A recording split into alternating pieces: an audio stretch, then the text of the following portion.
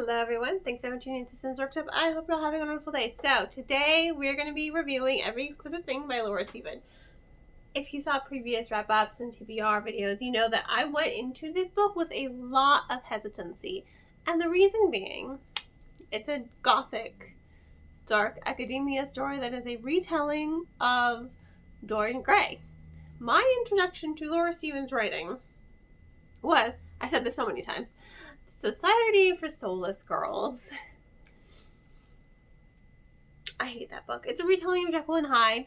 I like the motifs. I like the illusions. I just could not get behind the characterization, to be quite honest. And there's a scene where she breaks the cat's neck, and I'm just like not for it at all. I hated that part most of all. Like, I already didn't care much for the characters, so I hated that book. And I swore after that I'd never read another one of her books, because I'm like, you know what, maybe this author's just not for me. Fast forward, I've read several books by her, and I have loved consistently every single one. Our Infinite Fates, Silver Cloak, and now Every Exquisite Thing. I haven't arced this book, okay?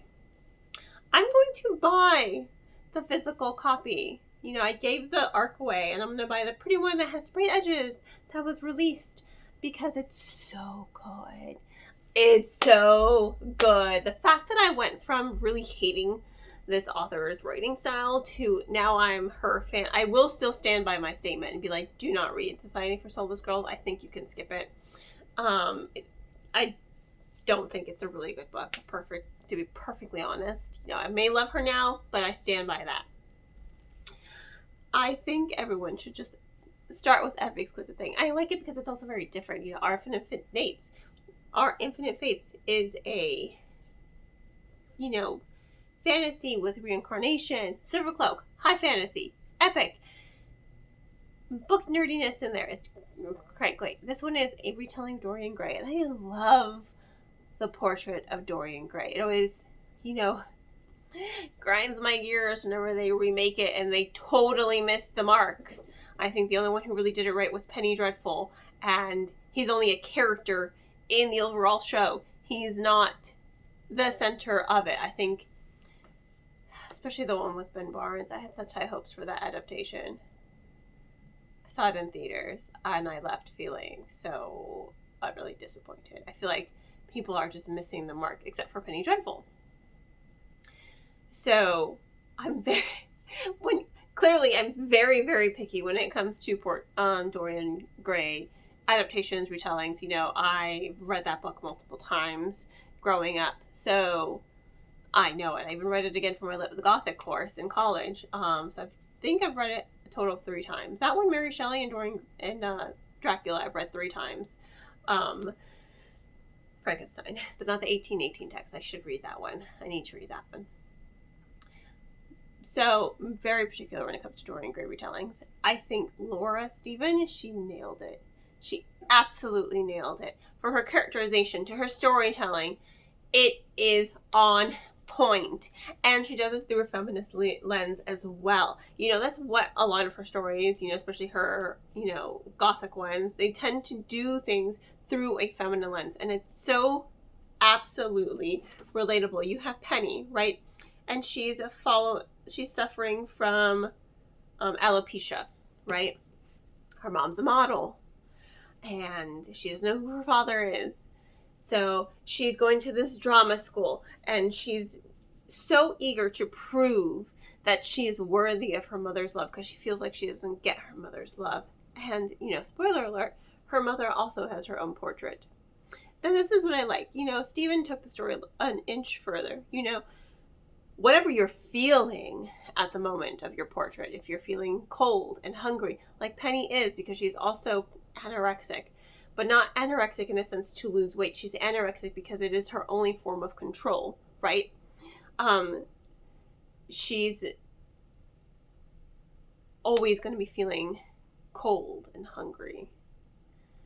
So she is stuck.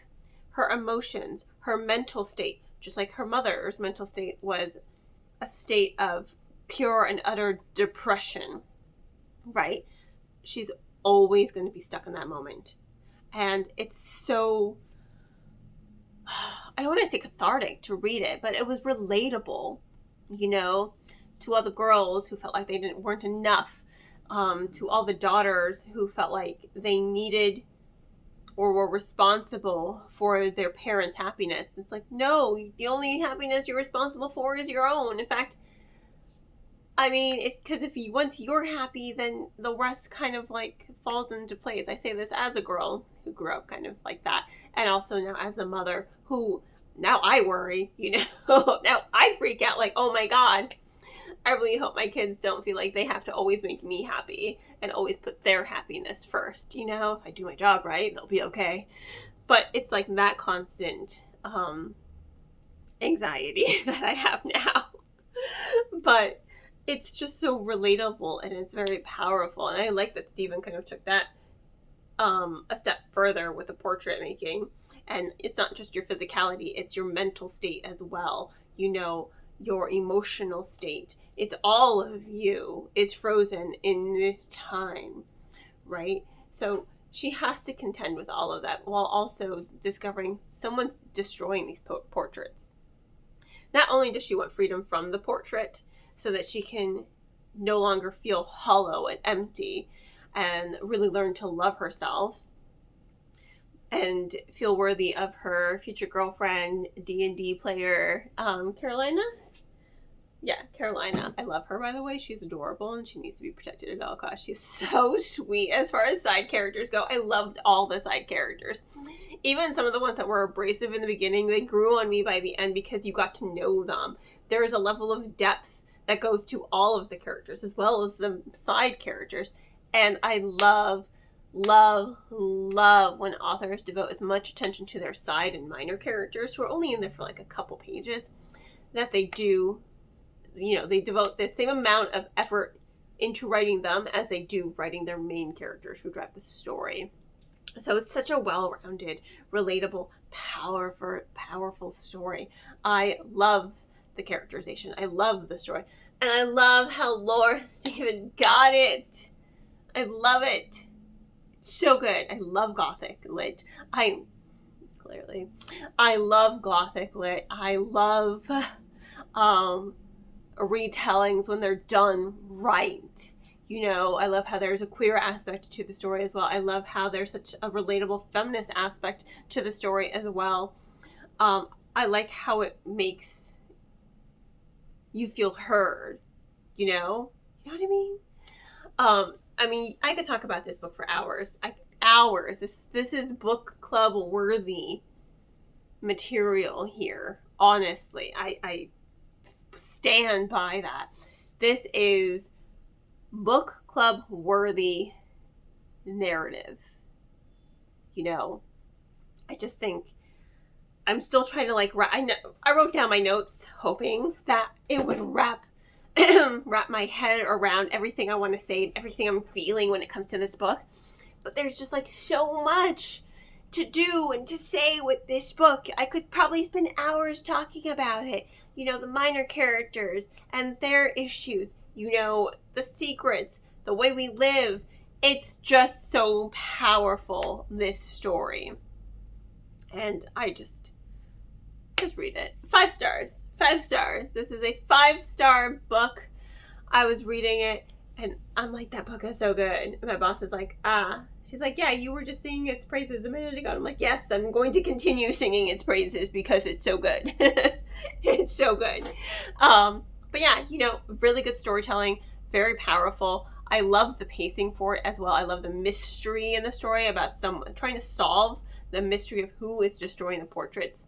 And I love the journey that Penny goes on in order to break away from the generational trauma, you know, first with her mom and now her, break away from that and learn to heal from that and learn to accept herself and love herself, even though she does have alopecia. You know, she's going on the journey and she's learning to love herself and accept what cannot be changed and kind of just like go with the flow, man, but also rise above it in a way that makes her happiness and is not detrimental to someone else's happiness, you know? I love her journey, and I think it's just so well done. So, I know I went on a couple tangents there, and I apologize. Sometimes I feel like you need backstory. I don't know why. I'm just a weirdo, but it's okay. Thank you for tuning in. On that note, thank you all for tuning in. Please don't forget to like, subscribe, and share with all your book-loving friends. I hope you all have a wonderful rest of your day, and as always, happy reading. Buy the book. You won't regret it.